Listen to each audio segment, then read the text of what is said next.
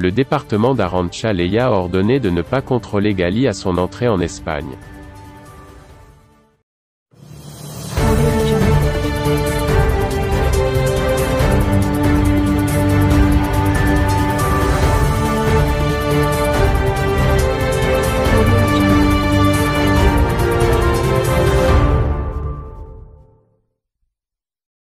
C'est un véritable pavé dans la mare qu'a jeté le ministère de la Défense espagnol par le biais de l'armée de l'air et le chef général de la base aérienne de Saragosse, José Luis Ortiz Canavat, en l'occurrence.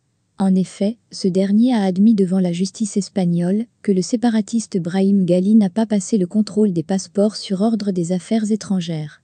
Le haut gradé a assuré que le 18 avril dernier, il a reçu un ordre par téléphone de l'état-major de l'armée de l'air selon lequel l'avion algérien ne devait subir aucune vérification et que ses occupants ne devraient passer ni le contrôle des passeports, ni celui de la douane. C'est ainsi que dans un document de réponse adressé à Rafael Lazala, juge d'instruction du tribunal numéro 7 de Saragosse, auquel le quotidien El Espagnol a eu accès et qu'il a publié ce jeudi, l'armée de l'air reconnaît qu'elle ne savait pas qui voyageait dans l'avion. Le magistrat, juge d'instruction, avait effectivement exigé, dans une ordonnance datée du 11 juin, 2 semaines après que le séparatiste eut quitté l'Espagne, que la défense dévoile, qui avait autorisé l'entrée de Gali sur le territoire espagnol. Le juge avait ouvert une procédure d'enquête, afin de savoir si Gali avait accédé en Espagne avec de faux documents. L'ordonnance du magistrat englobant au total 9 interrogations, avait été adressée au commandement aérien militaire de l'aéroport de Saragosse. L'ordonnance accordait un délai de 5 jours à cette autorité militaire pour lui transmettre toutes les données, ce qui fut fait. In fine, l'armée de l'air vient de reconnaître devant le juge que Brahim Gali était entré sur le territoire espagnol en contournant le contrôle des passeports, le jour de son arrivée, dans un avion algérien et en provenance d'Algérie.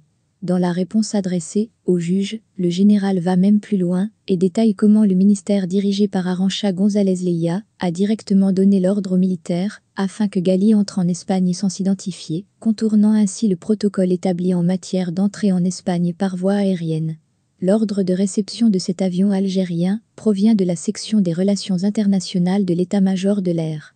Il a été dit au téléphone qu'un patient muni d'un passeport diplomatique algérien voyageait à bord de cet avion, qui est arrivé sur une civière médicalisée et était accompagné d'une autre personne.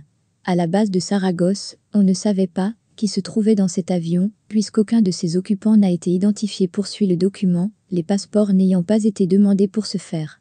Le général en chef explique également que les ordres qui ont été donnés de l'état-major de l'armée de l'air à la base aérienne, de ne pas effectuer les procédures habituelles de douane et d'immigration, lui ont été transmis par le cabinet du ministre des Affaires étrangères, Union européenne et coopération.